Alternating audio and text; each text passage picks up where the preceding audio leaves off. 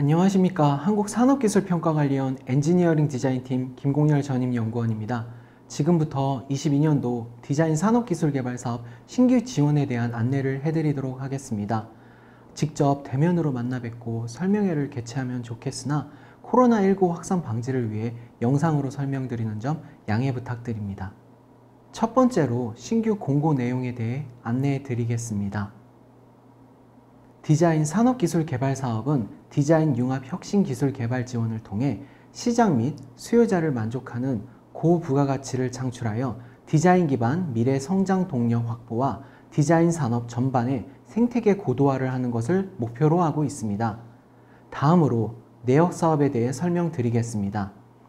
디자인 산업기술 개발 사업은 디자인 혁신 역량 강화 사업, CMF 디자인 핵심 기술 개발 사업 두 가지 내역 사업으로 나누어집니다. 내역 사업별로 지원 내용이 조금 다른데요. 디자인 혁신 역량 강화 사업은 중소 중견기업의 디자인 핵심 기술 역량 개발 지원을 통해 글로벌 경쟁력 강화 및 디자인 산업 생태계를 고도화하는 것입니다. CMF 디자인 핵심 기술 개발 사업은 이번에 새롭게 기획된 사업이며 CMF 디자인 솔루션 및 핵심 기술 개발 지원하며 소비자 욕구 충족을 위한 감성 제품, 소재를 확산하는 것을 목표로 합니다. 다음으로 22년도 내역사업별 지원 규모에 대해 설명해 드리도록 하겠습니다. 이번 디자인 산업기술 개발 사업은 두 가지 내역사업으로 나누어져 공고되는 점 확인해 주시기 바랍니다. 디자인 혁신 역량 강화 사업의 경우에는 공고 예산이 총 93.78억 원이며 최대 26개 과제를 지원할 예정입니다. 총 연구개발 기간은 내내역 사업마다 차이가 있으니 슬라이드를 참조해 주시기 바랍니다. CMF 디자인 핵심 기술 개발의 경우 공고 예산이 총 48.13억 원이며 최대 5개 과제를 지원할 예정입니다. 총 연구개발 기간은 4년입니다. 방금 설명드린 지원 규모는 최대 기준이며 공고된 모든 과제는 지원하시는 RFP별로 지원 금액, 지원 기간이 상이할 수 있으므로 RFP 하단 지원 기간, 예산, 추진 체계를 반드시 확인하신 후 신청하시기 바랍니다. 다음으로는 내내역 사업별 상세 안내입니다. 글로벌 디자인 전문기업 육성의 경우에는 주관기관은 한국디자인진흥원에 등록된 산업디자인 전문 중소 중견기업이어야 합니다. 연구개발기관의 구성 요건 및 추진 방식에 대해서 말씀드리겠습니다. 우선 주관기관은 디자인 전문기업이 필수여야 합니다. 그리고 공동연구개발기관의 경우에는 제조업 기반 중소 중견기업이 필수, 기타 기관이 들어오셔야 합니다. 단, 주관 연구개발기관에서 제조 영역을 가지고 있을 경우에는 단독으로 참여하실 수 있습니다. 이때 사업자 등록증, 업종 업태에서 제조업이 명시되어 있거나 공장 보유 등 역량을 제시해 주셔야 합니다. 또한 디자인 혁신 역량 강화 사업 내 3개 내내역 사업은 제조업과 디자인 기업 간 디자인권 사용에 대한 로열티 계약을 필수로 체결해야 합니다.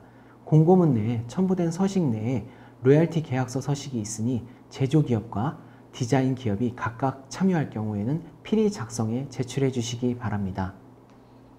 시장 주도형 제품 디자인 개발입니다. 주관기관 자격 요건은 20년도 또는 19-20년도 2년 평균 결산 매출액 20억 이상의 제조업 기반 중소 중견기업입니다. 연구개발기관의 구성 요건 및 추진 방식에 대해서 말씀드리겠습니다. 주관기관은 제조업 기반 중소 중견기업이어야 하며 기타 기관이 참여할 수 있습니다. 단, 주관기관이 디자인 역량을 보유하고 있으면 단독으로 지원할 수 있습니다. 기업 내에 디자인 부서 또는 디자인 기업부설 연구소 등을 보유하고 있다는 역량을 보여주셔야 합니다. 또한 주관기관은 디자인 전문 인력 보유를 위해 디자이너 고용을 의무화하셔야 합니다. 청년 의무 채용과 마찬가지로 1차년도 이내에 디자이너 최소 1명 이상을 고용하겠다는 확약서를 전산에 제출해 주셔야 합니다. 시장 창출형 혁신 디자인 개발입니다. 주관기관 자격 요건은 중소 중견기업이면 가능합니다. 연구개발기관 구성 요건 및 추진 방식에서는 제조업 기반 중소 중견기업이 주관기관이고 공동연구개발기관은 디자인 전문기업, 비영리기관 두 곳이 필수로 참여해야 합니다. 또한 주관기관 또는 기타 공동연구기관에서 디자인 기업 부설 연구소 설치를 필수로 진행하셔야 합니다. 미보유한 경우에는 1, 2차년도 내에 설립하셔야 합니다. 추가적으로 시장 창출형의 경우에는 경쟁형 R&D를 시행하고 있습니다. 1단계 주관기간이 2단계까지 연속으로 수행하셔야 하며 1단계가 끝나고 단계 보고서 및 차단계 연구개발 계획서를 제출해 주셔야 합니다. 차단계 평가 때에는 상대평가를 통해 2단계 지원 여부를 판단할 예정입니다. 마지막으로 CMF 디자인 핵심 기술 개발입니다. CMF 체계 구축은 CMF 디자인 개발 체계를 구축할 비영리 기관이 주관기관이어야 하며 공동 연구개발 기관으로는 제조업 기반 중소 중견기업이 필수로 참여해야 합니다. CMF 핵심 기술은 CMF 디자인 개발 역량을 가진 중소 중견기업이 주관기관이어야 하며 공동 연구개발 기관으로는 디자인 전문 영리 비영리 기관이 필수로 참여해야 합니다. 이제 사업비 지원 기준에 대해서 안내해 드리도록 하겠습니다. 디자인 사업의 경우에는 과제 유형 분류로 혁신 제품형에 해당됩니다. 다만 동시에 서비스형 과제에도 속하므로 원천 기술형 과제 기준으로 사업비 산정이 가능합니다. 따라서 지원하시는 기관 유형별로 유리한 비율을 선택하셔서 정부 출연금 비율을 계산하시면 됩니다. 앞에서와 마찬가지로 디자인 사업은 혁신 제품형, 원천 기술형, 서비스형 모두에 속하므로 연구개발기관의 유리한 비율로 민간부담금 중 현금 비율을 산정하시면 됩니다. 다음 페이지에서 설명드릴 것은 22년도 기준으로 코로나19 대응을 위한 산업기술혁신사업 특별지침이 마련됨에 따라 한시적으로 22년도 사업비 내에서 정부 출연금과 민간부담금 내의 현금 비율을 보시는 표와 같이 완화하실 수 있습니다. 다만 유의하실 점은 지침이 22년도에 한정됨에 따라 변경된 비율은 올해 22년 사업비 계상하실 때만 적용 가능하시며 이후 사업비는 11, 12페이지에서 설명드린 사업비 계산 기준을 참고하셔서 작성하셔야 한다는 것입니다. 앞에서 설명드렸던 내용을 정리하였습니다.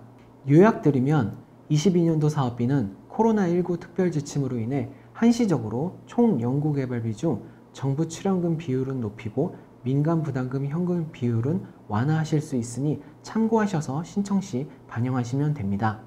규정으로만 설명드리다 보니 와닿지 않으실 수 있어서 예시를 들어 설명드리겠습니다. 22년도 시장 주도형 사업의 경우 정부 출연금이 4억 원이며 한 개의 중소기업이 단독으로 과제를 신청하는 경우 사업비 편성 예시입니다. 총 사업비는 5억 원으로 계산하시면 되고 총 사업비의 80% 이하인 4억 원이 정부 출연금이 됩니다. 그리고 나머지 20%인 1억 원이 민간부담금이 됩니다. 이때 민간부담금에서 10%인 1,000만 원만 현금으로 잡으시면 되고 나머지 90%인 9천만 원은 현물로 계상하시면 됩니다. 디자인 사업의 경우에는 연구개발계획서 작성 시 기술분류 코드에 산업기술분류표, 지식서비스 대분류 내 소분류 코드로 명시하시면 인건비 현금 인정 분야에 해당되기에 기존의 인건비도 현금으로 계산 가능합니다. 또한 디자인의 인건비 최소 편성 비중은 58%입니다. 이 문구의 의미는 각 연차별 인건비 비중이 총 사업비의 58% 이상이어야 하며 수행기간별이 아닌 연차별 총 사업비 대비 모든 참여연구원의 현금, 현물을 합한 인건비 비율이 58%라는 의미입니다. 또한 중소 중견기업의 소속 연구원이 상기평에서 연구지원 전문가 교육과정을 수료하는 경우 간접비 내에 해당 인력의 현금 인건비 산정도 가능합니다. 다음으로 인건비 계상하실 때 필수적으로 고려해야 하는 청년 의무 채용 관련 규정에 대해 말씀드리도록 하겠습니다.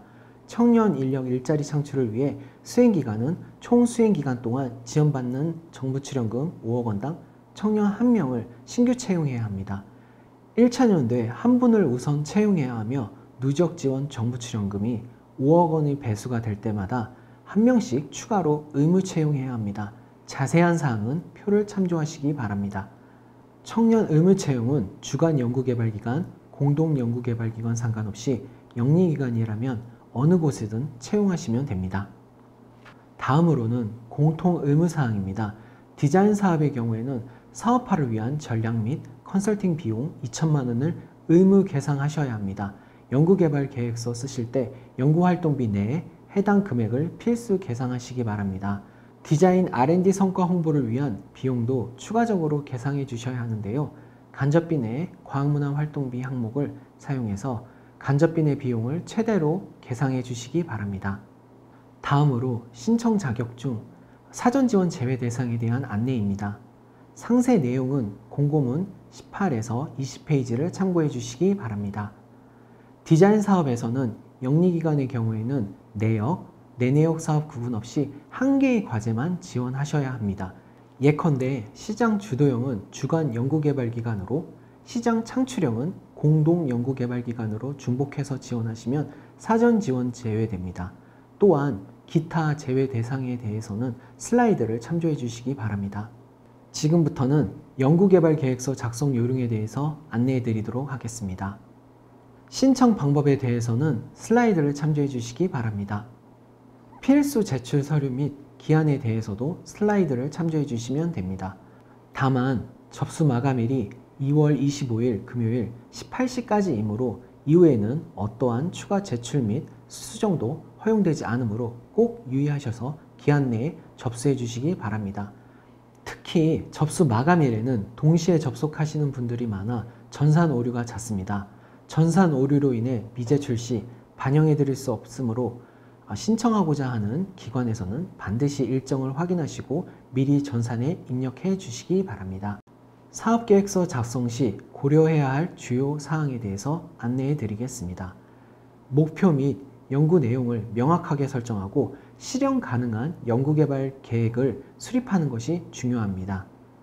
또한 연구개발비의 경우 산업기술 혁신사업 공통운영 요령 및 사업비 산정관리 및 사용 정산에 관한 요령과 공고문을 참고하셔서 규정을 기반으로 작성하시기 바랍니다. 사업계획서에 제안하시는 개발 기술의 국내외 경쟁기술, 기업과의 차별성을 반드시 제시하셔야 하며 관련 자료를 제시할 때는 그림, 도표, 샘플 제시 등을 통해 가시적이고 객관적인 증빙이 될 수 있도록 해주시기 바랍니다. 먼저 표지입니다. 1번 부분에서 세부 사업은 디자인 산업기술 개발 사업, 내역 사업은 지원하시고자 하는 내역 사업 디자인 혁신 역량 강화 사업과 CMF 디자인 핵심 기술 개발 중 한 개를 선택하시면 됩니다. 두 번째로 선정 방식은 품목 지정 혹은 자율 공모에서 선택하시면 됩니다. 연구개발 기간은 사업별로 상이하므로 공고문을 참고하셔서 작성하시면 됩니다. 세부 개발 기간 표현 방법은 슬라이드 설명을 참고하시기 바랍니다. 네 번째로 실무 책임자는 과제와 관련해서 저희 케이트와 직접적으로 실무 연락하시는 인력으로 해당 과제의 전반적인 내용을 이해하고 계시는 인력으로 1인만 작성하시기 바랍니다. 다음은 요약문 작성법에 대한 설명입니다. 자세한 사항은 슬라이드 설명을 보시면 됩니다. 요약문에서는 최종 목표를 간결하지만 명확하게 작성해 주셔야 합니다. 최종 결과물을 분명하게 명시해 주시고 활용 목적 및 기능도 꼭 함께 서술해 주시기 바랍니다. 목차 관련 설명은 슬라이드 상세 내용을 참고해 주시기 바랍니다. 이제 정량적 목표 항목 작성과 관련하여 설명드리도록 하겠습니다. 정량적 목표 항목은 최종 목표 달성 가능성을 판단하기 위한 매우 중요한 기준입니다. 정량적 목표 항목은 첫 번째로 수치화할 수 있는 항목을 기재하셔야 합니다. 또한 간혹 1차 년도에는 달성 항목을 설정하지 않는 경우가 있는데요. 1차 년도부터 연구개발 목표 달성 여부를 확인할 수 있도록 모든 연차에 대한 개발치를 설정하시기 바랍니다. 둘째, 최종 개발품에 대한 성능이나 기능 등이 모두 확인될 수 있는 항목이 기입되어야 합니다. 셋째로 사업화를 위한 표준 인증 기준에 맞는 목표치를 제시해 주시고 인증 기준에 대한 근거도 제시해 주셔야 합니다. 정량적 목표 항목의 평가 방법의 경우 연구개발기간이 총 3년이라면 1, 2차 년도에는 자체평가 보고서 제출이 가능하지만 최종 연도의 경우에는 꼭 공인시험 성적서를 제출해 주셔야 합니다. 마지막으로 전체 항목에서 차지하는 비중의 합이 100%가 되도록 비중 설정을 하시기 바랍니다. 참고로 논문 게재나 특허 출원 등록을 정량적 목표 항목으로 기입하시는 경우가 있는데요. 이는 기술적 성과에 해당하므로 정량적 목표 항목으로 설정하시면 안 됩니다. 사업계획서 작성과 관련해 요약해 드리겠습니다. 개발 내용 중 핵심 연구 개발에 대한 내용은 반드시 신청하시는 수행기관에서 진행하셔야 하며 외주 용역은 불가합니다. 또한 외주 용역을 계획하시는 경우 부가세 포함 3천만 원 이상에 해당된다면 연구개발 계획서에 기재하시고 별첨 3 외주 용역 활용 계획서를 작성하셔서 선정평가에서 승인을 받으셔야 합니다. 혁신법 개정으로 인해 이번 선정평가에서 선정된 과제는 단계별로 연구개발비 정산 및 평가를 받으시게 됩니다. 과거에는 연차별로 평가와 정산 절차를 진행하였지만 연구기관 행정 절차 간소화를 위해 연차평가와 연차정산은 폐지되고 단계별로 진행하는 것으로 변경되었습니다.